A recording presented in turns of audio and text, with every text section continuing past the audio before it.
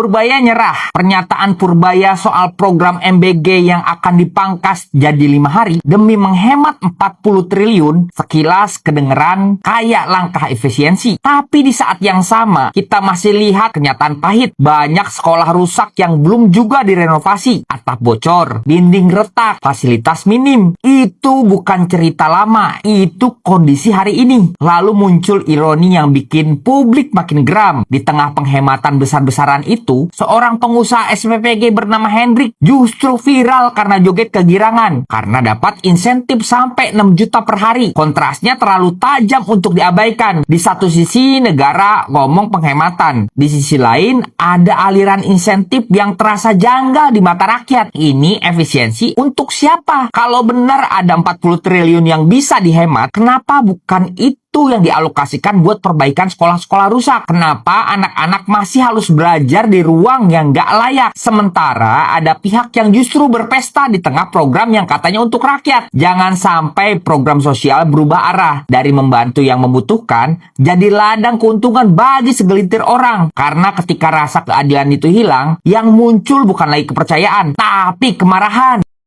Prabowo dibohongin. Pernyataan Prabowo Subianto soal pengungsi Aceh yang disebut sudah tidak ada lagi di tenda itu kedengaran rapi, kedengaran menenangkan. Tapi kenyataan di lapangan masih banyak yang bertahan di tenda, masih hidup dalam ketidakpastian. Di sini muncul pertanyaan, ini soal ketidaktahuan atau soal laporan yang dipoles? Kalau presiden bisa menyampaikan kondisi yang tidak sesuai fakta, maka besar kemungkinan ada rantai informasi yang bermasalah. Menteri-menteri di bawahnya mungkin sibuk menyajikan laporan yang indah di atas kertas, angka yang terlihat sukses, progres yang terlihat cepat, padahal kenyataannya jauh dari selesai. Budaya asal Bapak senang ini bukan hal baru, tapi ketika itu terjadi di level tertinggi pemerintahan, dampaknya bukan sekedar salah data, melainkan nasib rakyat yang terabaikan. Ketika laporan dibuat untuk memuaskan atasan, bukan untuk mencerminkan kenyataan, maka yang dikorbankan adalah mereka yang paling membutuhkan bantuan, yang sampai hari ini masih tidur di bawah tenda.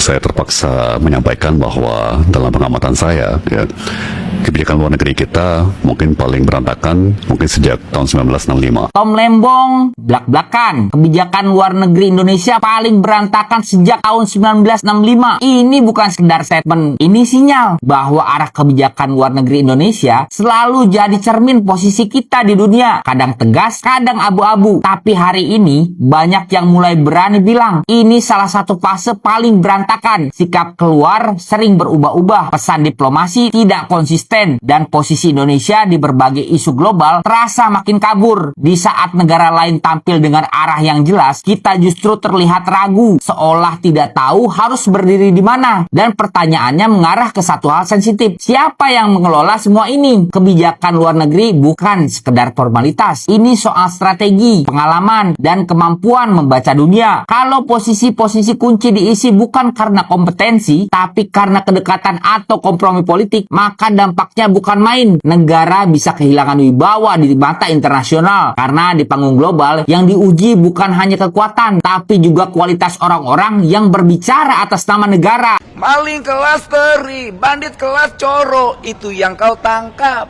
Giliran yang kelas kakap, nggak pernah kau ungkap, apalagi kau tangkap. Hukum di Republik ini bisa dibeli. Apalagi yang namanya, saya mau bikin yang namanya apa ya, komisi penitipan kasus. Jadi komisi penitipan kasus ini datang ke tempat saya, titip kasusnya apa. Nah, kawan-kawan tahu kan, akan kita operasi tipu-tipu. Saya pengen nyanyi sebetulnya nih, boleh nggak nyanyi? Judulnya OTT Bocil. Operasi tipu-tipu, konten yang kau buat, oh jagonya. Maling kelas teri, bandit kelas coro, itu yang kau tangkap. Giliran yang kelas kakap, nggak pernah kau ungkap, apalagi kau tangkap. Sebut namaku, bocil, bocil, bocil. Negerimu ini adalah surganya koruptor. Jadi kita yang jujur, yang miskin, hanya bisa geleng-geleng kepala. Kita doakan saja agar para koruptor itu terus korupsi, sampai negerimu ini hilang dari peta. Dan koruptor itu juga makin hilang dari list surga. Kalian sebagai rakyat Indonesia melihat video ini gimana sih? Kalian ikhlas apa enggak? Jerih payah keringat kalian membayar pajak dihambur-hamburkan oleh mereka yang mendapat. Ini adalah politik divide et impera. Kenapa saya bilang begitu? Maaf ya, Bu Anet. Pejabat penjilat yang naik jabatan tanpa prestasi nyata. Yang namanya kepala BGN sekarang itu nggak jelas orangnya, Sel. Jangan-jangan. Kalau kalian masih tetap nggak percaya ini adalah bagian dari sinetron, aduh, kebangetan. Karena udah jelas banget kelihatan ini. Nah, ini semua gara-gara si KPK nih, Komisi Perlindungan Kunyuk. KPK yang kemarin meloloskan si Kunyuk jadi tahanan rumah. Sekarang akhirnya para maling-maling yang lain jadi pada latah. Jadi ikut-ikutan mengajukan jadi tahanan rumah. Gara-gara KPK, Komisi Perlindungan Kunyuk, dan Kunyuk yang dilepaskan jadi tahanan rumah kemarin, proses penegakan hukum di Indonesia itu berasa mainan. Penahanan tersangka itu berasa staycation, bisa dinego, bisa jadi tahanan rumah. Negara di tangan para bajingan berasa kayak mainan. Bangsa. Bapak Ahmad Saroni usul tersangka korupsi wajib bayar jika mau jadi tahanan rumah. Kalau gitu semua koruptor jadi tahanan rumah, Pak. Karena pasti mereka mampu bayar. Soalnya korupsinya miliaran, ratusan miliar juga, Pak. Kalau untuk bayar mah gampang. Karena koruptor nggak ada yang korupsi 100.000, 200.000, jutaan, puluhan juta nggak ada, minimal ratusan juta, puluhan miliar, ratusan miliar, Pak, banyak duitnya, Pak. Dan ini semakin menegaskan bahwasannya hukum itu tumpul ke atas tajam ke bawah. Kalau yang kaya itu bisa bebas, yang miskin bisa naas. Itu, Pak. Bentar. Ini sebenarnya Bapak Ahmad Saroni usul apa nyindir? Apa mau membuka aib?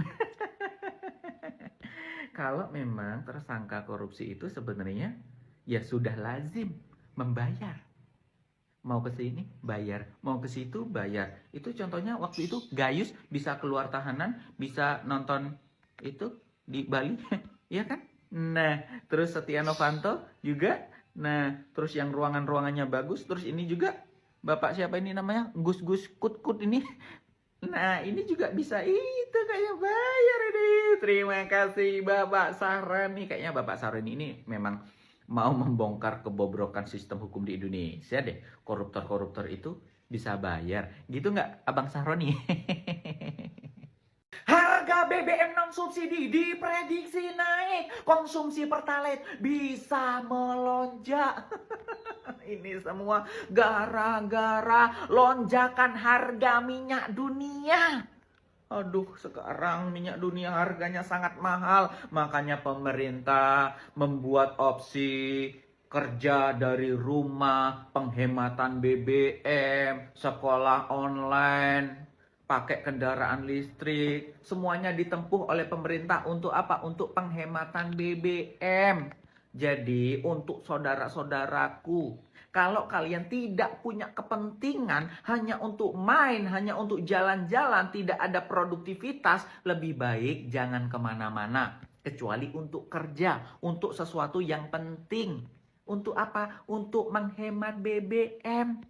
Ya, kasihan kan kalau BBM itu nanti habis, langka. Jalan kaki kita semua.